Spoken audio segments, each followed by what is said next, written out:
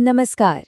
आज इस खास विश्लेषण में हम बात करने वाले हैं इंडिया के एक ऐसे ब्रांड की जिसने एक वक्त पर सबके दिलों पर राज किया और फिर अचानक गायब सा हो गया। हाँ, हम बात कर रहे हैं निरमा की। ये कहानी अर्श से फर्श तक का एक बेहतरीन केस स्टडी है जिसमें बिजनेस की दुनिया के बहुत गहरे सबक छुपे हैं। अब देखिए, आगे बढ़ने से पहले इस हैरान करने वाले आंकड़े पर एक नजर डालना जरूरी है। 60% मार्केट शेयर से सीधे सिर्फ 4% पर एक ऐसी कंपनी जो लिटरली पूरे मार्केट पर डोमिनेट कर रही थी, उसका वजूद अचानक इतना कम कैसे हो गया? तो चलिए आज हम इसी दुखांत और हैरान अंगेज डाउनफॉल के पीछे का सच समझते हैं। शुरुआत करते हैं अपने पहले चैप्टर से, द बाइसाइकिल केमिस्ट। बात है 1969 की, जब करसन भाई पटेल ने अपने ही घर में कुछ छोटे मोटे केमिकल एक्सपेरिमेंट्स करने शुरू किए थे। उस वक्त मार्केट का हाल पता है कैसा था? एक बहुत बड़ा गैप था। एक तरफ अमीर वर्ग था जो महंगे डिटर्जेंट पाउडर इजीली अफोर्ड कर सकता था, और दूसरी तरफ बेचारा आम आदमी जिसको सस्ते और बिल्कुल बेअसर साबुन पर निर्भर रहना पड़ता था, जिससे जिद्दी दाग निकालना लगभग नामुमकिन था। निरमा ने यहां सिर्फ एक नया प्रोडक्ट नहीं बनाया, उन्होंने मार्केट के इस मैसिव गैप को स्पॉट कर लिया था। और इस खाई को उन्होंने कितनी चालाकी से भरा, ये किसी चमत्कार से कम नहीं था। सोचिए, एक तरफ HOL का सर्फ 15 रुपए प्रति किलो बिक रहा था, और वहीं निरमा ने अपना पाउडर मार्केट में उतारा सिर्फ 3.5 रुपए प्रति किलो में। ये जमीन आसमान का अंतर इतना माइंड ब्लोइंग था कि निरमा रातों रात एक सुपरहिट बन गया और करसन भाई आसानी से रोजाना 200 किलो पाउडर बेचने लगे। अब आते हैं इस कहानी के दूसरे दौर पर, कॉन्करिंग द मार्केट। एक साइकिल से शुरुआत करके पूरे मार्केट पर कब्जा करने का ये सफर बिल्कुल भी आसान नहीं था। क्योंकि देखिए, दुकानदारों की मदद के बिना आप FMCG में बड़ा खेल नहीं खेल सकते। इसलिए निरमा ने एक बेहद ब्रिलियंट गिरिला मार्केटिंग टैक्टिक लगाई। उन्होंने कुछ महिलाओं को हायर किया जो दुकानों पर जाकर सिर्फ और सिर्फ निरमा मांगती थी। अब जब बार बार नकली डिमांड आई तो दुकानदारों में मुनाफा खोने का डर पैदा हो गया। नतीजा ये हुआ कि दुकानदार खुद करसन भाई को कांटेक्ट करने लगे। ये ह्यूमन साइकोलॉजी का एक सटीक एग्जाम्पल था।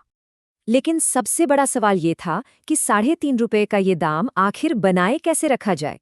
इसके लिए निरमा ने कॉस्ट कटिंग की हर हद पार कर दी।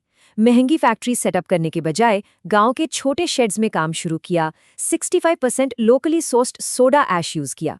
बिचौलियों को हटाकर सीधे 3 टियर डिस्ट्रीब्यूशन नेटवर्क बनाया, जिससे मिडिलमैन का कमीशन बच गया। और तो और पावर का यूज न करके उन्होंने 15% एक्साइज ड्यूटी का टैक्स रिबेट भी ले लिया। बेसिकली दाम को बॉटम पर रखने के लिए उन्होंने हर संभव कोशिश की। और उसके बाद मार्केट में आई वो आवाज जिसे सुनकर हम सब बड़े हुए हैं, वॉशिंग पाउडर निरमा।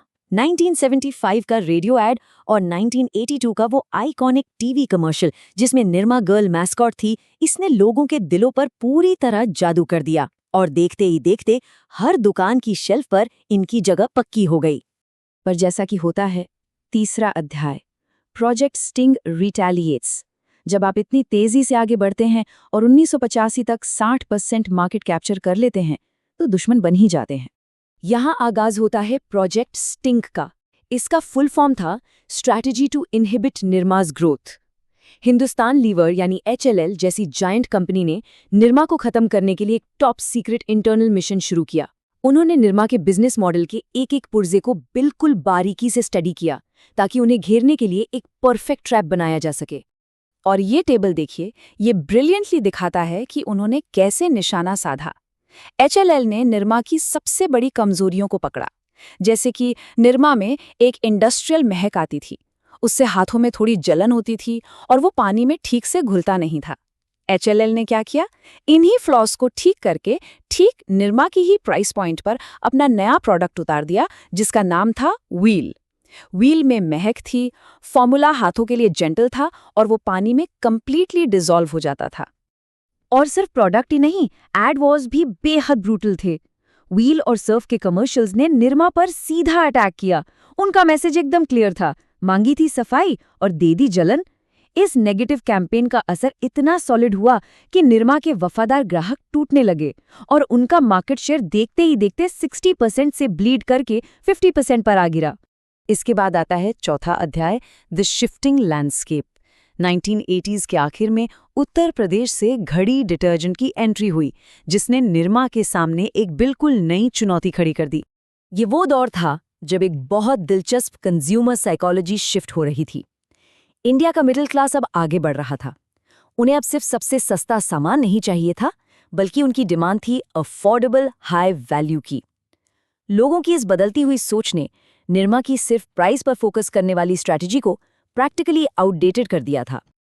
अब इस चार्ट पर ध्यान दीजिए। घड़ी ने बड़ी स्मार्ट प्राइसिंग स्ट्रैटेजी खेली। उन्होंने निरमा के मुकाबले अपना प्राइस लगभग 10% ज्यादा रखा। इस छोटे से मार्जिन ने लोगों के दिमाग में ये इमेज बना दी कि शायद घड़ी एक बेहतर क्वालिटी का प्रोडक्ट है। प्लस इस बढ़े हुए प्राइस की वजह से रिटेलर्स को भी ज्यादा कमीशन मिलने लगा, तो ऑब्वियसली उन्होंने खुद आगे बढ़कर घड़ी को पुश करना शुरू कर दिया।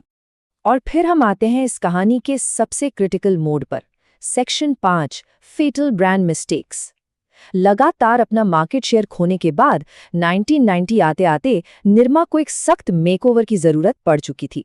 समसिका मार्केटिंग एजेंसी द्वारा किए गए एक सर्वे ने कुछ बेहद हार्श रियलिटीज उजागर की।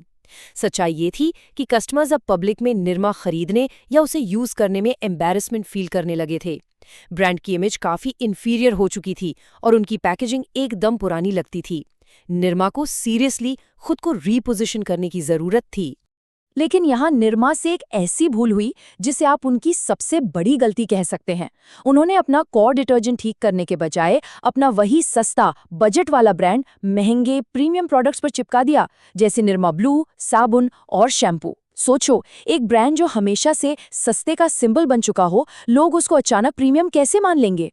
ये एक्सट्रीम कंफ्यूजन उनके नए प्रोडक्ट्स के बुरी तरह फ्लॉप होने की वजह बनी। और आखिर में section 6, the cost of complacency.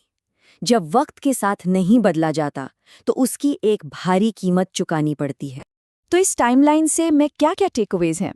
1969 में शुरुआत, 1985 तक 60% मार्केट पर दबदबा, फिर 1986 में HLL से टक्कर और 1990 से मार्केट शेयर गिरना शुरू होना। 2017 आते आते हालत ये हो गई कि इनका शेयर सिर्फ 4% रह गया। उन्होंने 2017 में ऋतिक रोशन के साथ एक कैंपेन करके ब्रांड को रिवाइव करने की कोशिश जरूर की, पर तब तक बहुत देर हो चुकी थी। ये पूरी टाइमलाइन कॉर्पोरेट दुनिया के लिए एक क्लासिक सबक है। तो दोस्तों, इस विश्लेषण के बाद मेरे दिमाग में एक बहुत ही गहरा सवाल आता है।